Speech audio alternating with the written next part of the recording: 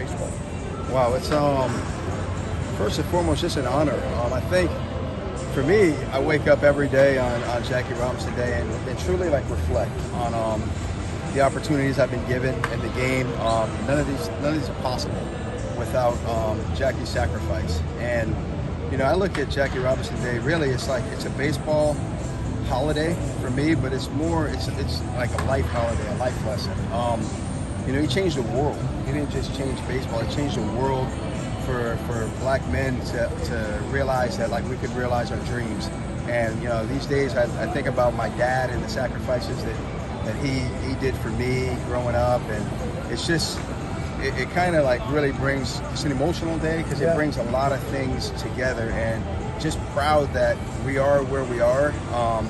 We're at a point in society where everyone's voice is now being heard. You're able to speak your mind. You're able to let the world truly know who you are as a person, and you don't have to hide anything. And I think this day really reflects that. It allows people to be people, and hopefully we can continue to just grow. So you get that number 42, you see it in the locker, you put it on today. What does that mean? Man, you'll see me a lot of times. I don't even wear the jersey. I usually wear the pullover, but every Jackie Robinson Day, that jersey stays on for the game. It's just a special thing to be able to wear that number, know what it stands for, and just see where the game comes. This will be, we'll play a game today, and I've had an opportunity to be a bench coach now in this game, and to be a black man and be in that position. I realize that's a big honor. And but I'll look to my right and I'll see Marcus Sims, and there's two black coaches on the same staff and on a major league club, and I'm proud of that, and I'm proud of him, and I'm proud of the game. Our game has allowed these things to happen, and people can see this.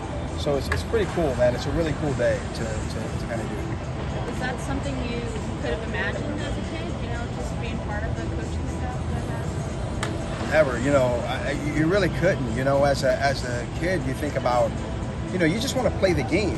So you come out as a kid, you're just playing baseball, and wherever it takes you, it takes you. And then as you get older, you start to realize the significance of all these different things that can happen, and you realize how special these moments are and how special these days are. And I think there's a level of responsibility for people like me and people like Marcus and players now to pass that baton and pass that torch to the next group of players, the next group of coaches, so that this legacy is never forgotten. It's only made stronger over the years. I feel like the generations before us have done such a great job of honoring Jackie and making sure that we know what Jackie did for us, and I feel like it's our responsibility to do the same for the next generation as well. You hear from a lot of the younger players questions being asked about Jackie Robinson?